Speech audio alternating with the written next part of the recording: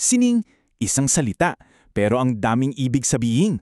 Pero teka, ano nga ba talagang pinagkaiba ng luma sa bago? Halika, samahan niyo akong alamin ang napakagandang kwento ng Philippine Contemporary Art. Okay, umpisahan na natin. Pag sinabing art, ano bang unang pumapasok sa isip mo? Siguro isang classic na painting, di ba? Pero ang contemporary art, iba ang itsura niyan. Minsan nakakalito pa nga aminin natin. So, ito yung pinaka-major na pagkakaiba. Yung tanong na, bakit? Sa traditional art, madalas ang bida ay yung galing, yung skill ng artist. Sa contemporary art naman, mas mahalaga yung konsepto o yung mensahe sa likod ng gawa. Ang malaking tanong ngayon, paano nangyari ang ganito kalaking pagbabago sa sining dito sa Pilipinas? Well, para masagot yan, kailangan nating mag-time travel. Kailangan nating balikan ang nakaraan para mahanap ang mga clues na humubog sa sining na nakikita natin ngayon. Okay, unang stop natin sa pinakaumpisa. Sa panahon bago pa man dumating ang mga mananakop. Dito, ang sining ay hindi hiwalay sa buhay.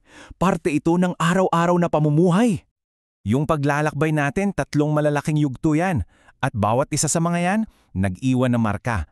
Na hanggang ngayon, ramdam pa rin natin sa sining ng bansa. Ang pinaka-importante dito, yung sining noon, hindi lang siya pang display sa pader, okay? May purpose yan, may function, may trabaho sa loob ng komunidad. Tingnan nyo, for example, itong manunggul jar. Hindi lang to basta magandang banga, di ba? Ito'y sisidlan ng kanilang mga paniniwala. Isang obra na nagkukwento ng pananaw ng isang buong kultura tungkol sa buhay at kamatayan. O kaya itong bulwul. Hindi rin to palamuti lang, isa itong tagapagbantay. Active participant, kumbaga, sa pag-survive at sa spiritual na buhay ng komunidad. Mahalaga siya. Okay, next stop. Dito na ngayon, nagbago ang lahat. Yung pagdating ng mga mananakop, yun ang naging game changer talaga sa kasaysayan ng sining sa Pilipinas. Kasi biglang-bigla, yung sining may bago ng boss, may bago ng misyon. Mula sa pagiging para sa komunidad, naging para na ito sa simbahan at sa mga namumuno. Nung panahon ng mga Espanyol, ang sining ay naging napaka-powerful na tool para ipalaganap ang relihiyon.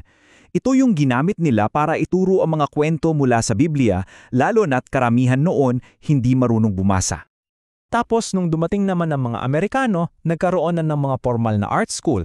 Pumasok na yung commercial art, yung neoclassical architecture, at dito rin nagsimula yung matinding debate sa pagitan ng mga tradisyonal na conservatives at ng mga bagong moderns. Okay, fast forward tayo. Pagkatapos ng daan-daang taon ng pananakop, sa panahon matapos ang digmaan, dito na nagsimulang maghanap ng sariling boses at sariling identity ang mga artistang Pilipino. Ito yung parang pagsabog, yung panahon ng experimentation.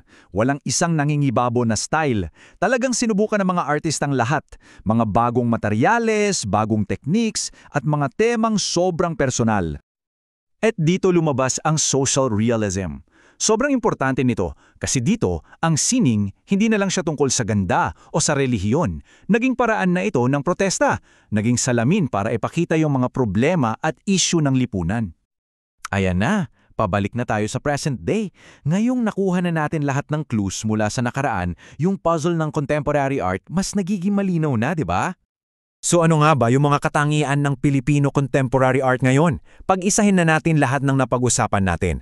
Ang sining na ginagawa ngayon, direkta yung resulta ng lahat ng pinagdaanan natin. May 3 pangunahing katangian na mapapansin nyo. Una, binabasag nitong tradisyon. Hindi na lang painting. Andyan na ang installation, performance at digital art. Pangalawa, may kamalayan ito sa lipunan. At pangatlo, ang galing ng paghalo nito ng mga impluensyang global at ng mga kwentong purong lokal, purong Pinoy. At ito yung connection. Yung mga katangian yan, hindi sila basta lumitaw. Lahat yan may pinanggagalingan sa kasaysayan. Yung pag-break sa tradition, reaksyon yan sa mahigpit na rules ng mga mananakop. Yung pagiging socially conscious, galing yan sa magulong politika ng 70s at 80s. At yung halo ng global at local, yan mismo ang kwento ng paghanap natin ng sariling identity. Kaya ito yung pinaka-takeaway natin. Pag tumitingin ka sa isang obra ng Philippine Contemporary Art, hindi ka lang tumitingin sa isang bagay. Tinitingnan mo ang isang napakahabang kwento. Kwento ng komunidad, ng pananampalataya, ng pakikibaka at ng pagkakakilanlan. At yan ang iiwan kong tanong sa inyo. Kung ang sining ay salamin ng kanyang panahon, ano kaya ang sasabihin ng sining natin ngayon tungkol sa atin balang araw? Kasi yung kwento, patuloy pa rin nating isinusulat at yung sining na ginagawa natin ngayon ang magiging kasaysayan ng bukas.